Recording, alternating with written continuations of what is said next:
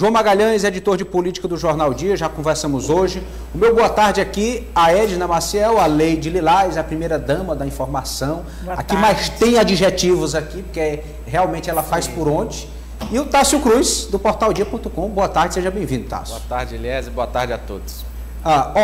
Hoje foi realizada, durante a manhã, a primeira reunião entre equipes de transição do governo do Estado. Representantes da atual gestão encontraram com membros da equipe designada pelo governador eleito Rafael Fonteles, do PT. Isso para discutir diretrizes do processo. Acompanhe. Boa tarde, Eliezer. Isso mesmo. A equipe de transição se reuniu, logo em seguida falou com a imprensa. Eu estou aqui ao lado da secretária de Planejamento, Rejane Tavares, que participou da reunião. Bem, nós perguntamos muito sobre as prioridades. Boa tarde. E gostaria que a senhora reafirmasse aqui, secretário Antônio Neto falou de tranquilidade e também das prioridades em relação ao que todo mundo se preocupa, que é o orçamento e a parte financeira. O que a senhora pode nos dizer para os nossos espectadores aqui sobre a reunião? Bom, boa tarde. Foi uma reunião muito tranquila, né? A gente vai ter um processo de transição também bastante tranquilo, uma vez que a gente está com equipes que fazem parte de um mesmo governo. Nosso trabalho vai ser basicamente levantar a situação de cada órgão, as suas atribuições, as ações que estão em andamento, quais são as ações definir junto com os órgãos as ações prioritárias para o ano de 2023 e certamente, como um resultado desse trabalho, teremos aí um plano de ação para os primeiros 100 dias de governo, né? Vamos também nos debruçar sobre o orçamento de 2023 e preparar toda essa documentação, esses relatórios, para que os gestores das novas pastas, os novos gestores das pastas, eles possam estar recebendo uma documentação completa sobre a situação do órgão que ele está assumindo. São 6 pessoas, então, nessa equipe de transição. E qual o prazo para o término de todo esse processo e onde vocês vão se reunir, enfim, para que a gente possa acompanhar? Bom, nós vamos ter um espaço específico, né, aqui num prédio chamado Carnaquinho, onde essa equipe vai ter a disponibilidade de pessoas para apoiar. Nós vamos trabalhar também com pontos focais em cada uma das secretarias, então em todas as secretarias nós vamos ter uma pessoa de referência para dialogar, para nos repassar informação. E nós vamos também ter um processo de sistematização de todo esse material para que o futuro governador ele tenha uma visão geral do Estado. Muito obrigada, secretária Rejane Tavares, pela entrevista. Eliezer, é com você. Muito obrigado, Edna. Vou lhe agradecer até pessoalmente, né? Você está aqui do meu lado. Clima tranquilo, Edna, transição pacífica, consensuada, o que você pôde perceber lá? Sim, muita apreensão, né, de todos nós da imprensa, nos bastidores, para saber sobre nomes, porque a gente quer logo os nomes, né, as estratégias, e tanto o coordenador da transição, o advogado Chico Lucas, que também é secretário de Segurança, vai ser, né, secretário de Segurança, o Washington Bonfim, que está também na equipe, como a secretária e o secretário Antônio Neto, falaram algumas palavras que ficaram realmente gravadas na minha cabeça, que é uma transição tranquila, uma continuidade de governo. Eles não quiseram demonstrar ou não demonstraram grandes surpresas.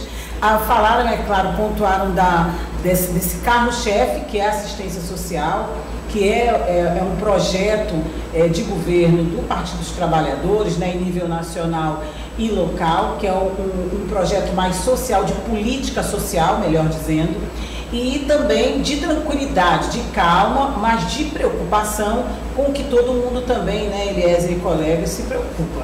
Que são os recursos, é a parte orçamentária, o que já foi perdido tem que ser recuperado, enfim. Mas o clima era de tranquilidade, o clima era de leveza.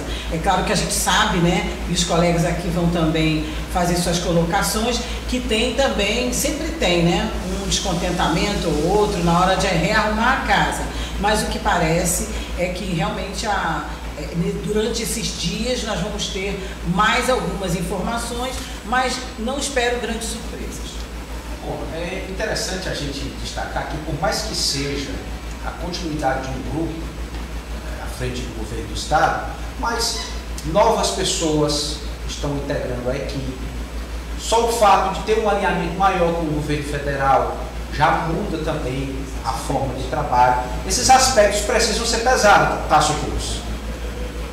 Todos esses pontos precisam ser dosados e um fato curioso, a Edna falava em queda, né? O secretário Antônio Neto falava, Eliezer, em 100 milhões de reais de redução de arrecadação somente nesses últimos 3 meses.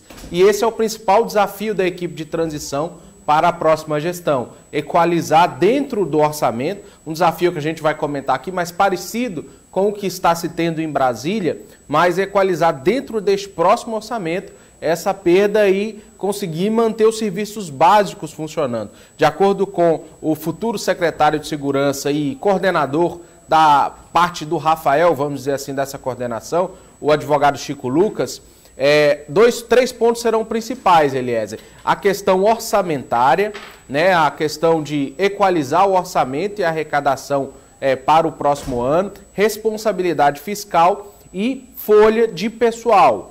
Gasto com pessoal, folha de pagamento. Esses 3 pontos serão focos centrais dessa transição, que já emitiu, Eliezer, a partir desta reunião, um documento a todas as secretarias, dando o prazo de 8 dias, até a próxima sexta-feira, até o dia 11, para que todas as secretarias apresentem a sua documentação, como está a situação, para a partir daí tomar direções, né? Para a partir daí tomar decisões. Eu diria, Eliezer, que é o primeiro ato efetivo da gestão de Rafael Fonteles, essa reunião hoje de manhã. Fez menção aí ao atual secretário de governo Antônio Neto, ele deu uma declaração à nossa equipe. Vamos acompanhar. Estamos equilibrados, vamos fechar o ano com as contas em dia, vamos pagar 13º, vamos pagar os fornecedores já estão sendo pagos e nós vamos fechar o ano de forma equilibrada, mesmo com todos os problemas que nós enfrentamos durante esse ano. Só nesses últimos 2 meses, desde a lei 194, 192, com a questão da redução das alíquotas dos combustíveis, nós estamos perdendo aí mensalmente, no geral, mais de 100 milhões de reais desses 3 meses. Então isso é um baque muito grande nas nossas finanças, no nosso fluxo de caixa. Mas graças ao controle que a governadora estabeleceu, né, crescimento também um pouco aí de algumas operações de crédito, a gente conseguiu um pouco minimizar esses gastos. E também a redução da dívida, compensando com a dívida. João Magalhães, se o orçamento da União está em debate, ainda tem alguns pontos de dissensão que precisam ser consensuados, o orçamento estadual, que precisa ser remanejado, também não é diferente aqui no Piauí. Isso mesmo, Eliezer, até porque está no prazo, né? Normalmente as casas legislativas têm até o finalzinho de dezembro, né? Até o encerramento do ano legislativo para aprovar o orçamento de 2023. No caso do governo federal, vai para as mãos de um governo opositor, de um governo diferente. Aqui no Piauí continua o mesmo grupo político, o que obviamente deve facilitar o diálogo, afinal de contas, os nomes que compõem a equipe de transição da gestão, indicados por Rafael Fonteles, conhecem já a boa parte da estrutura administrativa do atual governo, assim como os nomes indicados pela governadora Regina Souza provavelmente também estarão no próximo governo de Rafael Fonteles, ocupando outras pastas, mas de qualquer forma participando da gestão estadual. Então, isso facilita e muito, certamente, o diálogo, o levantamento de informações. Não deve ocorrer, né, o que a gente já viu em alguns casos, principalmente quando é transição em prefeituras, que é uma equipe tentando impedir a próxima equipe de ter acesso a documentos. O tom é outro, obviamente não vai acontecer. A gente está vendo em Brasília, né, João? Exatamente, nem em Brasília, né? O que a gente tem observado é que o próprio ministro da Casa Civil, Ciro Nogueira, tem deixado muito claro que todos os documentos necessários que a equipe de transição do presidente Lula quiser ter acesso, né, quiser buscar dados, documentos, estão todos disponibilizados, até porque já há uma legislação que assegura isso. Tanto em âmbito nacional quanto em âmbito estadual, existe já a lei da transição e existe também os órgãos de controle que facilitam esse trabalho, mas aqui no Piauí tem esse diferencial, porque como todo mundo é aliado, obviamente que há uma boa vontade até excessiva em monitorar todos os dados e levantar todos os dados para facilitar o planejamento do próximo governo. Agora, em relação ao cronograma, isso de fato é natural, afinal de contas, o orçamento está sendo discutido, aqui no caso do Piauí, na Assembleia Legislativa. É claro que o novo governo é quem deve dar o tom, né, ao informar quais são essas áreas prioritárias, e o Tarso já citou aquelas, né, que a equipe do próximo governo vem tratando como prioridade para ser executada no ano que vem, mas de fato é algo usual e bem protocolar, já que de fato existe por parte das duas equipes de transição essa boa convivência e esse trabalho em conjunto. Eu queria só acrescentar, à vontade, se me permitem, não estava ouvindo num dado momento o Tarso, não sei se ele já citou, mas que acrescentando aí, né, Tarso, na equipe de transição, também teremos nomes novos, como o da secretária de administração, Ariane Cídia, né? Vocês estão falando na questão da transparência, do protocolar, da facilidade de dados. Então, mais um membro na equipe de transição que vai ter um peso significativo, né, nessa transparência e nesses dados, e também que já tem a familiaridade com questões que envolvem folha, enfim. Muito bem. Chico Lucas, secretário de Segurança anunciado por Rafael Fonteles, esteve presente nessa reunião e também fez declarações à imprensa. Vamos acompanhar. O governador Rafael Fonteles está apresentando os nomes da sua equipe gradativamente, está conversando, tem buscado nomes técnicos e vai mesclar também com a classe política, é natural, já apresentou o nome do Washington Bonfim, que é um excelente técnico. A nossa governadora vai ser nossa futura secretária de Assistência Social pela sua preocupação com as questões sociais, com os mais desassistidos, e ele vai continuar apresentando esses nomes. Todas as pastas são prioritárias, mas lógico que a gente vai preocupar principalmente com a questão da execução orçamentária, das finanças do Estado e da questão de pessoal, para que a gente não tenha solução de continuidade, para que as ações continuem normalmente no próximo ano. Clima passivo, de companheirismo, de colaboratividade, Tássio Cruz, eu senti, pelo que eu estou observando, realmente uma união de forças nesse processo. Céu de brigadeiro, né, Eliezer? Eu conversava com a Edna no nosso retorno para cá para o jornal. Em aviação se chama voo de cruzeiro, né? 10 mil pés tranquilo. Só que esse voo de cruzeiro, Eliezer, esse céu de brigadeiro, vai durar até o momento em que alguns deputados ou alguém do Legislativo não se sinta contemplado. E isso o futuro secretário de Segurança e coordenador dessa transição do governador eleito Rafael Fonteles, Chico Lucas, ele fala, né, Eliezer, não adianta imaginar utopicamente que uma gestão vai ser feita só por técnicos, porque também tem que ter político, né? Também tem que ter a representação desses deputados do Legislativo. E isso, como o João bem dizia no Papo do Cafezinho, nós devemos ver daqui a pouco, devemos ver em breve começarem a aparecer as indicações políticas, porque esses deputados foram os parlamentares que foram a campo, foi a tropa de choque da candidatura de Rafael Fonteles, e agora eles querem esse retorno. Então, eu acho que esse céu de brigadeiro vai continuar até o momento em que alguém não se sinta contemplado. Porém, 2 pontos são interessantes, Eliezer. O primeiro deles, o apelo popular, que Rafael chega ao Palácio de Karnak com uma votação muito expressiva, um grande apelo popular. E isso dá credibilidade a ele para fazer as suas escolhas técnicas. E o outro ponto que a gente analisava, você e o João também analisavam, é a questão do alinhamento federal, né? É um governo que tem uma possibilidade, né, de ganho,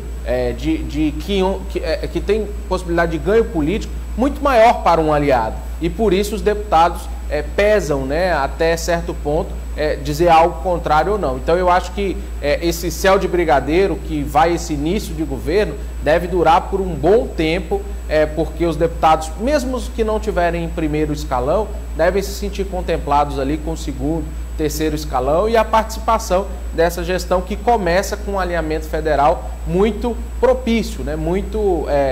Que favorece muito a esse início de gestão. Inclusive, aliás, se me permite, o fato desse grupo político estadual ser o mesmo federal facilita muito, alivia a pressão sobre o governador eleito no que diz respeito a contemplar lideranças federais, lideranças vinculadas aos deputados federais eleitos por esse grupo político. Afinal de contas, aqui no Piauí. É bom lembrar que existem órgãos bastante significativos na estrutura federal. Posso citar aí, por exemplo, o INCRA, a FUNASA, o próprio DENOX, o Ministério da Agricultura, CODEVASP, enfim.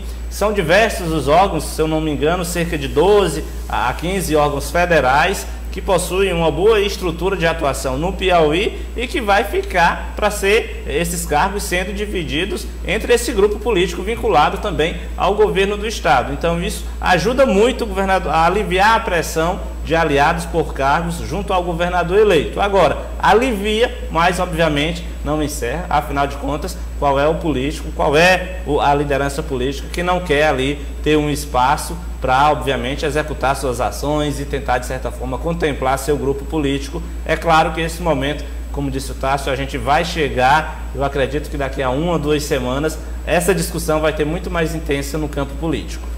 E hoje, por coincidência, desculpa, Eliezer. À vontade, é. Só para, estou dando uma olhada aqui nas informações, e hoje a gente já tinha até falado no início da manhã, que também, por coincidência ou não, foi a reunião de transição, né? Vocês estão falando de alinhamento, quando o Geraldo Alckmin se encontra com Ciro Nogueira, né? Que é o ministro da Casa Civil e que está coordenando aí essa transição em nível federal. Hoje também temos aí o desdobramento dessa reunião de transição. Isso. E tudo passa pela pasta do planejamento. Gestão pública só se faz com planejamento, objetivos, metas bem definidas, né? E o professor Washington Bonfim, que é o futuro secretário de Planejamento do Estado do Piauí, também esteve nessa reunião e falou sobre os assuntos discutidos.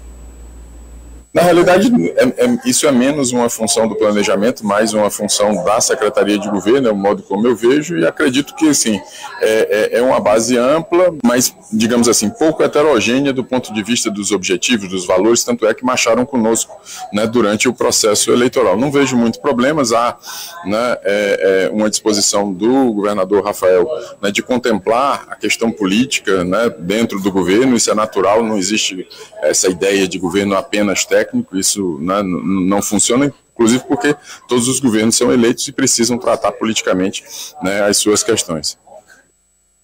Acredito que desses primeiros secretários que foram anunciados até o momento, o professor Washington é o único que teve uma experiência no sentido político e eleitoral, né? Ensaiou em uma candidatura ao governo, no final das contas não foi, acabou retirando a sua candidatura, mas aí teve algum contato, né, com essa ala mais voltada para captação de votos. Mas, enfim, para todos os efeitos, tem um currículo, tem um nome reconhecido, João Magalhães está aí disposto a desenvolver um bom trabalho pelo Estado. Isso mesmo, é bom lembrar que o próprio Washington Bonfim, em muitos eventos políticos da campanha eleitoral, chegava a representar Rafael Fonteles, né, em alguns encontros políticos aqui na cidade de Teresina. É óbvio que, de fato, tem uma experiência muito vasta, foi inclusive secretário de Educação, muita gente esquece, mas ele foi secretário de Educação de Teresina. E aí uma curiosidade, na gestão de Silvio Mendes, né, prefeito de Teresina, Washington Bonfim era o secretário de Educação, e nos últimos governos de Firmino Filho ele ocupou essa parte do planejamento. Obviamente aí então é alguém muito experiente que sabe, né, procurar os caminhos. Quando a gente fala em planejamento, a gente fala, obviamente, na captação de recursos junto a bancos nacionais, a instituições internacionais e, claro, também no monitoramento de obras, na execução de programas. É um cientista político, também professor da Universidade Federal, então alguém que de fato possui uma vasta experiência e que consiga transformar essa experiência numa ação bastante positiva lá no comando da Secretaria de Planejamento, que é uma área essencial, não tem muito vínculo político, porque a relação da pasta é de fato com as outras secretarias que executam as ações, mas sem o planejamento não há recurso para desenvolver nenhuma obra, para executar nenhuma ação. Então, eu acredito que essa indicação de Rafael Fonteles para que o Washington Bonfim ocupe a pasta do planejamento foi muito baseado, claro, além da confiança, exatamente nessa capacidade de ir buscar recursos fora do Piauí. Afinal de contas, um estado como o Piauí precisa muito de repasses federais, de conseguir recursos de operações de créditos internacionais, e o Washington Bonfim tem uma experiência nesse sentido. João, eu diria também, e um aspecto que se comenta muito nos bastidores, principalmente da Câmara, é que além, claro, desse perfil técnico, né, Eliezer, lembrar, né, João, que ele estava recentemente com cargos nacionais juntos à fundações nacionais, né? Então tem um trânsito nacional bom. Né? A Fundação Caritas. É o mentor do Lagoas do Norte aqui em Teresina. E eu destacaria, João, que se comenta muito nos bastidores da Câmara, é esse possível prospecto político de Washington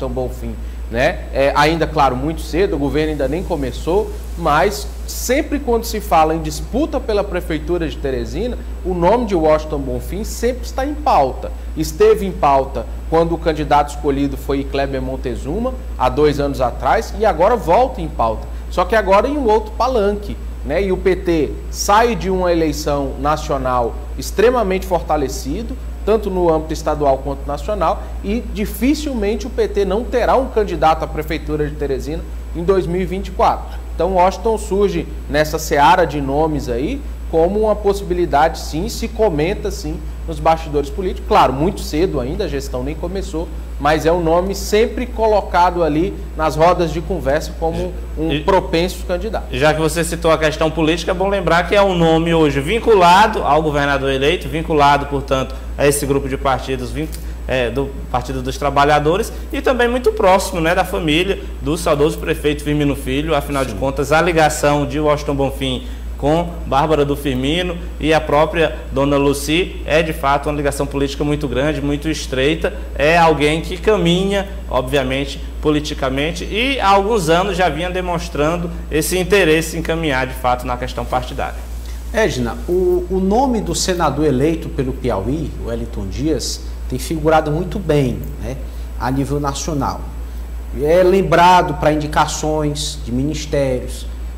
No caso também especula-se que pode ser o líder da bancada do PT no Senado ou o líder do governo Lula no Senado Federal. Enfim, uma grande responsabilidade pode ser assumida pelo senador eleito do Piauí, Wellington Dias, né? Alguém que fortaleceu bastante a sua carreira política, Edna. Nossa, ganhou uma força política muito grande. O Wellington, que a gente até vinha comentando ontem aqui, dos 3 piauienses que estão se destacando nessa transição, né? E ele figura entre os 3 de uma forma bem diferenciada, porque a gente sabe o modo, né? E esse, vou dizer, até título que ele tem de bom articulador político, né? Sabe entrar e sair, a gente costuma dizer, de qualquer partido, de qualquer grupo político. Enfim, ele sai bem fortalecido, é um nome que desde o início estava cotado para não só ganhar as eleições, né, e que surpreendeu porque teve pertinho do opositor virar o jogo, e ele virou o jogo e ganhou as eleições.